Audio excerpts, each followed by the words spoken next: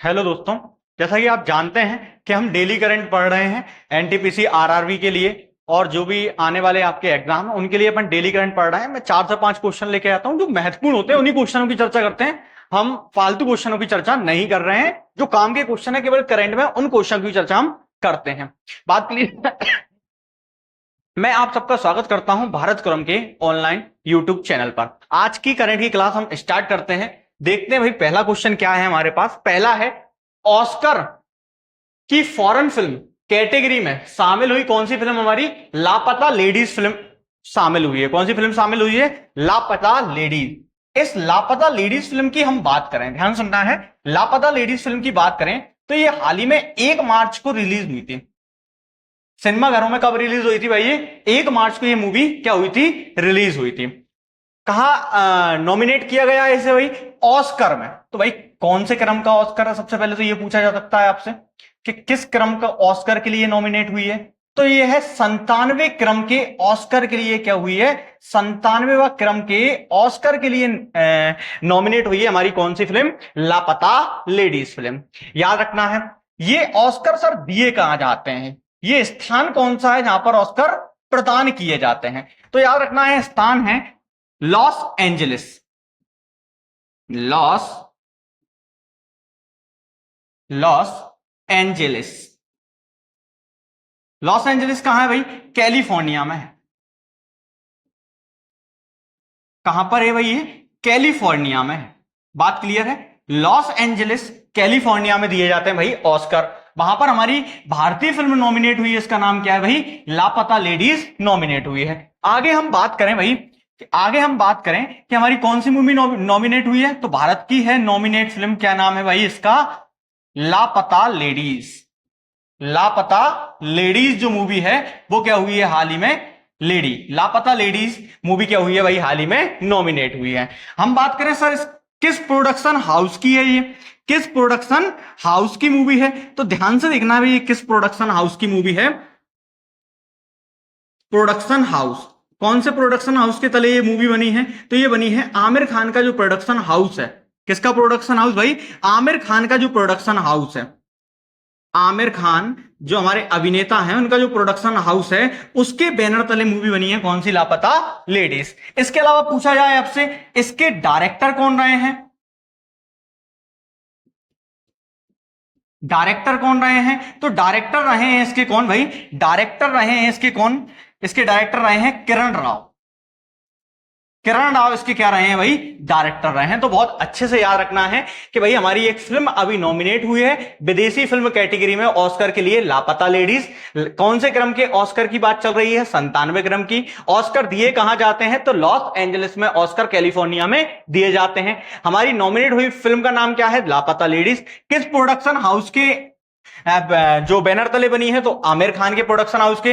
Director कौन है भाई? डायरेक्टर है कौन? डायरेक्टर है किरण राव। कौन है भाई डायरेक्टर? किरण राव क्या है इसके? डायरेक्टर हैं। इसके अलावा मैं आपसे बात करूं, इसके अलावा मैं बात करूं कि हाल ही में सर जो हाल ही में अभी जो अवार्ड दिया गया है, कौन सा अवार्ड भाई? जो हाल ही में अभी अवार्ड दिया गया है कौन से क्रम का होगा? 96वें क्रम का।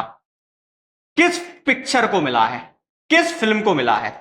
96वें क्रम का जो ऑस्कर है वो किस फिल्म को मिला है? तो याद रखना है, ओपनहाइमर को मिला। किस मूवी को मिला है भाई? ओपनहाइमर। ओपनहाइमर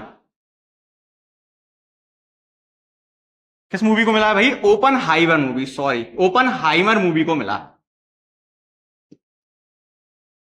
ओपनहाइमर जो मूवी है उसके लिए मिला है कौन से क्रम का भाई? 96वें क्रम का ऑस्कर मिला है। किस मूवी के लिए मिला है भाई? ओपनहाइमर। हम थोड़ी सी ऑस्कर की बात कर लेते हैं भाई। ऑस्कर की शुरुआत कब हुई? तो याद रखना है, ऑस्कर की जो शुरुआत हुई थी, ऑस्कर की हम शुरुआत करें तो ऑस्कर की शुरुआत हुई थी 1929 में। पहला ऑस्कर कब दिया गया था भाई? 1929 में पहला ऑस्कर दिया गया था। और आपसे कभी पूछ लिया जाए कि पहली फिल्म कौन सी थी जो ऑस्कर के लिए ऑस्कर मिला, तो वो फिल्म थी विंग्स। विंग्स नामक फिल्म को क्या मिला था भाई? पहली बार ऑस्कर मिला था। बात क्लियर है। हमारी करंट की बात हो गई कि 97वें ऑस्कर के लिए भारतीय फिल्म एक नॉमिनेट हुई है, लापता लेडीज, जिसके प्रोडक्शन हाउस किसके प्रोडक्शन हाउस में बनी है? आमिर खान के। डायरेक्टर कौन है? करण राव है। हम बात करें कि भाई अभी 96 क्रम का जो ऑस्कर मिला है, 96 क्रम का, वो फिल्म कौन सी है? ओपनहाइमर है। और यहां बात करें कि प्रथम ऑस्कर कब दिया गया था? 1929 में। कौन सी फिल्म थी भाई?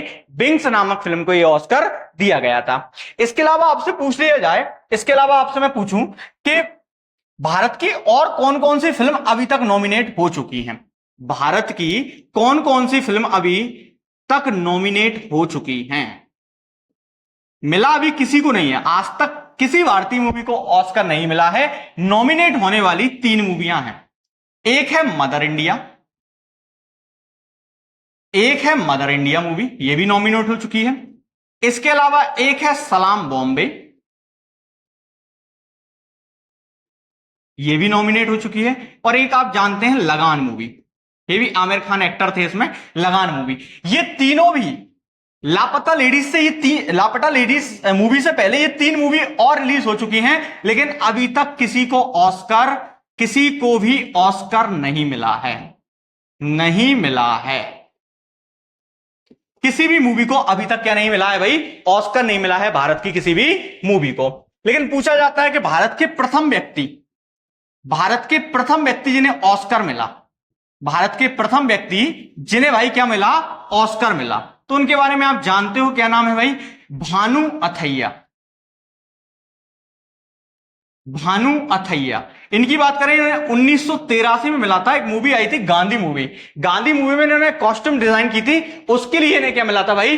क्या मिला था भाई? इन्हें ऑस्कर मिला था, भानु अथैया। फिर 1992 में सत्यजीत रे को मिल चुका है, AR रहमान को भी मिल चुका है, गुलजार को भी मिल चुका है।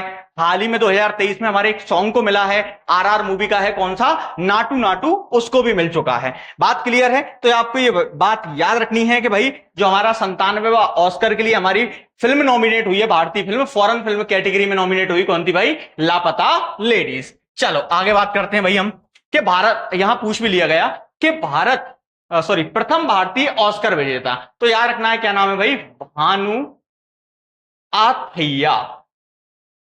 भानु अथैया। डेट पूछी गई है एक बार SSC में, तो कब मिला है वो? सन पूछी गई है एक बार SSC में, कब मिला था? 1983 में। उसके अलावा सत्यजीत रे को भी मिल चुका है। इसके बाद भारतीय सिनेमा का जनक किसे कहा जाता है? तो आप जानते हैं भारतीय सिनेमा का जनक किसे कहा जाता है? दादा साहब फाल्के। दादा साहब फाल्के, दादा साहब फाल्के को क्या कहा जाता है भाई? भारतीय सिनेमा का जनक कहा जाता है। बात क्लियर है? अब आपको बताना है मुझे कि भारत की पहली मूवी कौन सी थी, भारत की पहली फिल्म कौन सी थी, भारत की पहली फिल्म कौन सी थी? याद रखना है, ये मुझे आंसर देना है आपको कमेंट बॉक्स में कि भारत की पहली फिल्म कौन सी।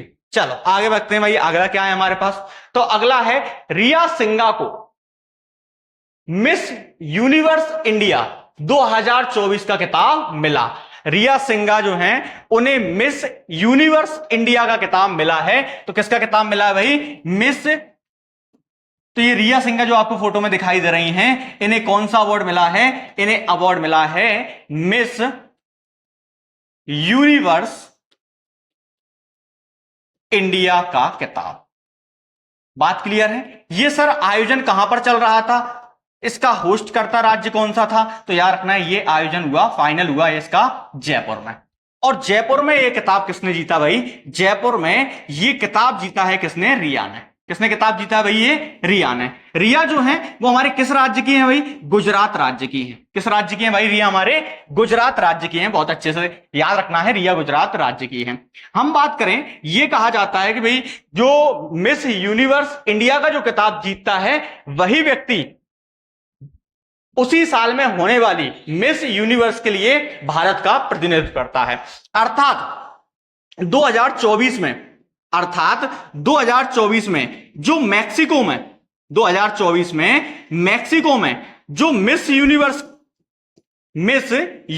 की जो प्रतियोगिता होगी, मिस यूनिवर्स की जो प्रतियोगिता होगी, उस प्रतियोगिता में हमारी भारत का जो प्रतिनिधित्व करेंगी, जो मैक्सिको में मिस यूनिवर्स की जो प्रतियोगिता होगी उसमें जो भारत का प्रतिनिधित्व करेंगी वो कौन करेंगी भाई? वो करेंगी रिया सिंघा।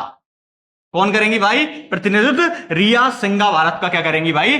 प्रतिनिधित्व करेंगी। याद रखना है कि भारत का प्रतिनिधित्व करने के लिए कौन जाएंगी भाई? रिया सिंघा जाएंगी।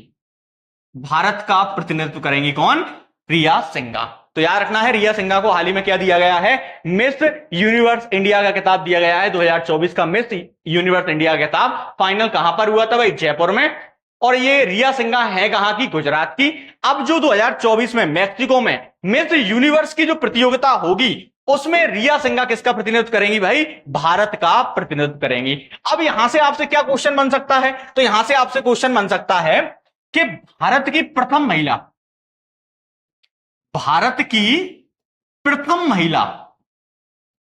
प्रथम महिला मिस यूनिवर्स कौन थी? भारत की प्रथम महिला मिस यूनिवर्स कौन थी? पहला ये क्वेश्चन बन सकता है। दूसरा बन सकता है कि भारत की नवीनतम मिस यूनिवर्स कौन है? तो यहां पहला क्वेश्चन है कि भारत की प्रथम महिला मिस यूनिवर्स, तो ये कौन थी? सुष्मिता सेन। कौन थी भाई? सुष्मिता सेन। सुष्मिता जो सेन है हमारी, वो भारत की प्रथम महिला मिस यूनिवर्स रही हैं। नवीन कौन है भाई? कि नवीनतम कौन है? तो यहां देखना है ध्यान से, पहला क्वेश्चन पूछा है उन्होंने कि भारत की प्रथम महिला मिस यूनिवर्स, तो याद रखना है कौन है भाई? सुष्मिता सेन। कौन है भाई? सुष्मिता सेन। दूसरी बात करें कि भारत की नवीनतम मिस यूनिवर्स, भारत की नवीनतम मिस यूनिवर्स कौन है? तो यहां ध्यान से देखना है, भारत की जो नवीनतम मिस यूनिवर्स हैं वो है हरनाज संधू। हरनाज संधू, बहुत अच्छे से याद रखना। नवीनतम कौन है भाई? हरनाज संधू। मैं यहां बता देता हूं कि भाई अभी तक भारत की कौन कौन महिलाएं मिस यूनिवर्स बनी हैं। तो यहां एक मिनट आप देख लीजिए कि भारत की कौन कौन सी महिलाएं अभी तक मिस यूनिवर्स बनी हैं, तो चीजें और अच्छे से क्लियर हो जाएंगी कि कब कब सन भी पूछ ली जाती है कई बार, किस किस सन में बनी भाई, कब बनी, तो इस चीज को भी आप एक बार देख लीजिए। यहां ध्यान से देखना भाई, भारत की कब कब कौन महिला मिस यूनिवर्स बनी।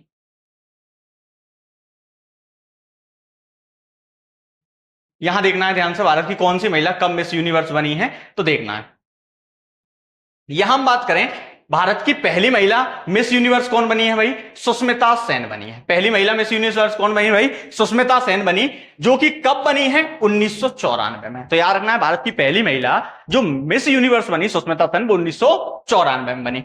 उसके बाद बात करें कि भाई भारत की दूसरी महिला मिस यूनिवर्स कौन बनी है भाई? लारा दत्ता बनी है। कौन बनी है भाई? लारा दत्ता। और लारा दत्ता कब बनी भाई? 2000 में। कब बनी भाई लारा दत्ता? 2000 में, जब साइप्रस में मिस यूनिवर्स की प्रतियोगिता हो रही थी तब बनी। उसके बाद पूछा जा सकता है कि भाई तीसरी महिला कौन बनी है भाई? हरनाज संधू। जब कहां हो रही थी भाई? इजराइल में यह प्रतियोगिता हो रही थी 2021 में। तो 3 ही महिलाएं अभी तक मिस यूनिवर्स बन चुकी हैं। कितनी महिलाएं? केवल 3 महिलाएं। तो 3 महिलाएं कौन कौन सी बन चुकी हैं? तो याद रखना है, एक सुष्मिता सेन, एक लारा दत्ता और एक कौन? हरनाज संधू। सुष्मिता सेन कब बनी है सर? तो 1994 में। लारा दत्ता कब बनी है भाई? सन 2000 में। और हरनाज संधू कब बनी है? तो याद रखना है 2021 में, जो कहां पर हो रही थी प्रतियोगिता? इजराइल में। उसके अलावा यह क्वेश्चन भी बहुत अच्छा बन सकता है कि सुष्मिता सेन भाई पहली महिला, सबको पता है कि सुष्मिता सेन कौन सी थी? पहली महिला थी। कब थी? 1994 में। और यह प्रतियोगिता कहां पर आयोजित की गई थी? तो याद रखना है कहां पर आयोजित की गई थी भाई? फिलीपींस में यह प्रतियोगिता क्या की गई थी भाई? आयोजित की गई थी। बात क्लियर है? ये अभी तक भारत की मिस यूनिवर्स रह चुकी हैं 3। अब मेरी बात क्लियर हुई होगी। बात क्लियर है? तो हमने यहां पर जो पढ़ा है वो क्या है? रिया सिंघा को मिस यूनिवर्स इंडिया का खिताब मिला है। ये मिस यूनिवर्स नहीं बनी है, मिस यूनिवर्स इंडिया।